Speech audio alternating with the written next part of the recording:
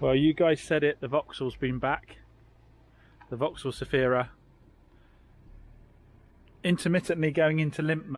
So the gentleman with the Zafira's popped back. We're just trying a couple of simple things just to eliminate them before I send the ECU off. So firstly, I disconnected the battery, pulled the plugs on the ECU, and I have cleaned them with contact cleaner. I've taken out the coil pack, checked the coil pack over, cleaned that with contact cleaner. I haven't seen anything so far that worries me, but we'll see if it makes any difference at all. Oh dear, it's back. Unfortunately, my attempts to cleaning the ECU and so forth didn't work. So I think, cleaning the ECU plugs and cleaning the fuse board connections didn't work. So I think I've got no option than to whip the ECU out, get it sent off and get it tested. Right, ECU's back from ECU testing for the Zafira. So let's get it back in again. See if it solves the problem.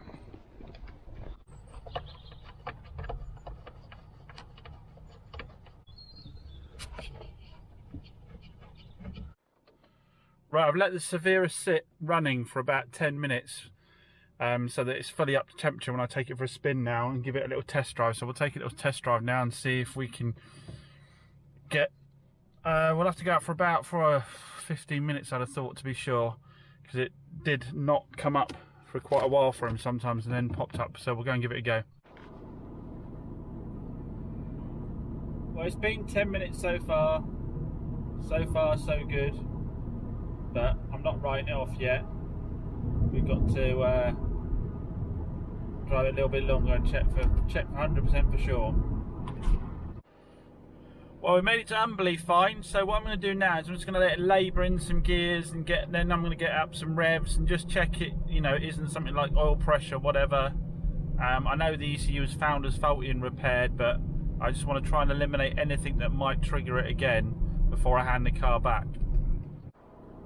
We're just coming into the home stretch, back to the unit, and I haven't been able to do anything that aggravates the code, so perhaps it was just dry solder in the ECU. The ECU people haven't actually told me what the fault was, but I know that he's got a reputation for drying solder out and components dropping off the board and so forth, so perhaps that's what it was. Let's just hope now that warranty-wise deem it correct to pay out on the warranty for it. I do have a warranty on this car that includes the engine ECU, but I guess the point is, does the warranty company consider it a wear and tear breakage of the ECU or a breakage of the ECU? There can be a fine line. And the other thing being as well is the car's been out for probably less than a month, so it would be entirely fair of them to deem it as having been an existing fault with the vehicle rather than a breakage since I sent it out the door. That said, I drove the car lots before I sold it, and the customer had it for a couple of weeks before this problem occurred, so it has broken in his ownership, and the warranty was on it from day one, so fingers crossed. Well, I'm hesitant to call it fixed because I know what cars can be like, but that was a good test drive. I'm going to give the chap a ring now, have a quick discussion, just double check how long it took for it to come on last time, let him know it's done, which he'll be pleased because he really wants to go up country and see family, I think.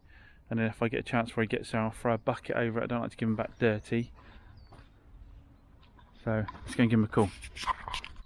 So I didn't get a chance to clean the Zafira because Peter came before I did. He came pretty much straight away and has zoomed off up country in it to see his family, and we'll have to see how he gets on and wait for him to come back to me.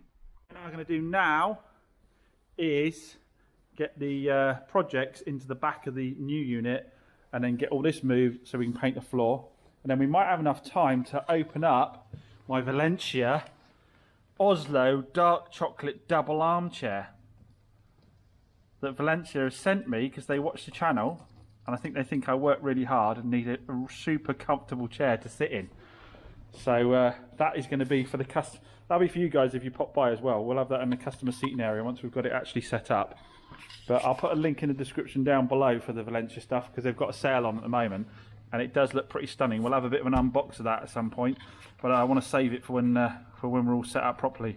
We decided to make workbenches out of the last couple of units, but the instructions on it are absolutely pants. So yeah, wish us luck.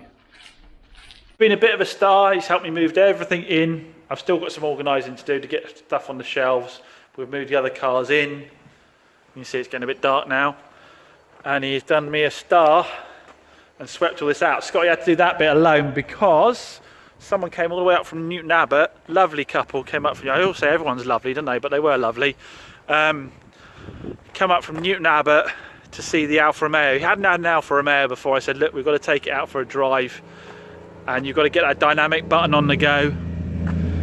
And he absolutely loved it, as I knew he would, because people just do love the drive on these. So it's still got a bit of damp coming out of the seats, which is why we got the hazing on it. I need to get it in, get the air going on it a bit and dry the seats out a bit. It's just because it's been so cold, it's not going off. But yeah, absolutely loved it. He hadn't had one before, ever had an Alfa, but he said he liked the look of it, and I said let's go out and have a drive and you'll be hooked on it, and he absolutely was. Had it up for 4,995. I've never had it for 485, but I'm also throwing in that full cam belt, water pump, tensioner, oil filter, air filter service. So I mean that's something that would probably cost him best part £600 if he did it himself. I'm throwing that in. I'm going to get it booked in with Stuart. He's going to go down and get it done because I did have good margin in that car. This is an interesting one. This is Scotty's car. And we got this one from a little while ago from Copart, and this is a prime example of what I've talked about when I said it's entirely possible to buy cars from the auction and just drive them as is. So we got this one for Scotty as a Cat N, wasn't it, this one? Yeah, Cat N. Because of this door. So it was Cat N because it was bent in here, and it was bent in here. What else was there? Was there a bumper damage? I put a bit of duct tape over it. Oh yeah, the rear bumper was cracked. And other than that, it was really good nick. It's an S-Line, isn't it? Yeah, S-Line. Yeah, S-Line. Diesel. I've had it for almost 2 years now. I've done about 20,000 miles and hasn't missed a beat, has it? Hasn't missed a beat, and you paid well under what you'd have. I think you saved like what, £2,000 versus the equivalent non-cat one, didn't you? Yeah. And Scott's just hanging on for when I don't even really look that hard for one of you for when a door comes along and when a bumper comes along. If we can get a door and a bumper on it, spend say 500 quid. It'll be a minter again.